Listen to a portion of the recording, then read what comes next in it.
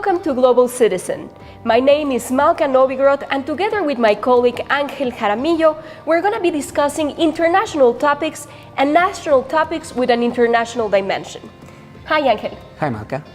This year, we're celebrating the 50th anniversary of very important social movements, such as the Civil Rights Movement, the Spring of Prague, the war in Vietnam, as well as the French Socialist Revolution, which had a huge impact in politics and in our societies. Exactly. 1968 has been considered by many as one of the pivotal years of the 20th century. In fact, what we have to take into account is the global dimension of the revolution in 1968. So it was a revolution that started in Europe, but also went to Japan, to Latin America, to the United States. And just to focus on the United States at the moment, I think that what the youth in America wanted is to embrace a new kind of ethos.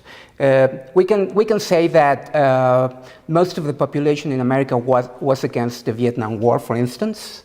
It was also against a kind of the conformity of the manners of the elderly.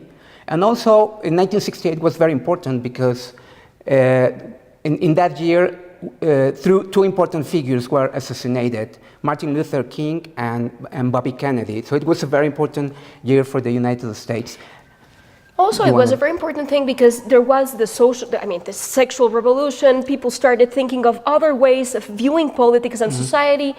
Other religions started permeating also into the society, and I think that had a huge impact. Yeah. And not only that, from being a student movement, it became, for instance, in France, it became a much more important and global movement.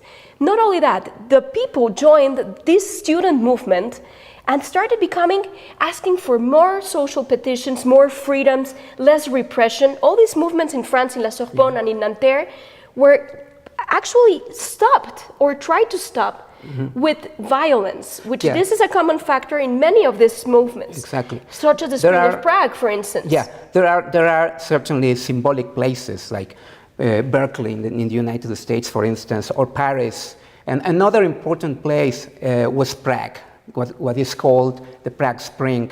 And I think this is a very influential movement because we still are talking about what happened in the Prague Spring. I think what the artists and the writers wanted to do is to liberate their homeland from the oppressive control of the Soviet Union. Well, actually, Duvček, which was the president at that time, he tries to stay within the frame of communism, but try to bring a new thing to communism. Much more liberty, freedom of expression, everything was incredibly controlled.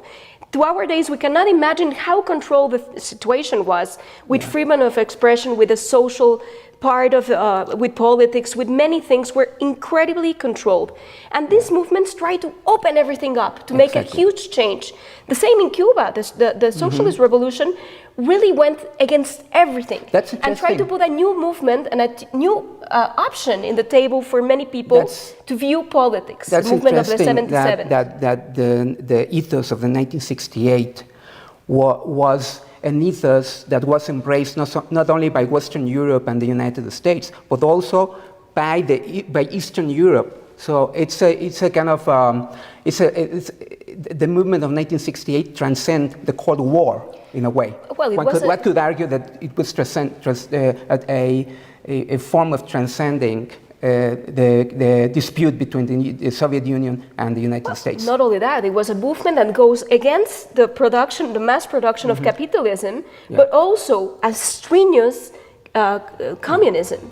So it's actually interacting between both mentalities and the both options that you have.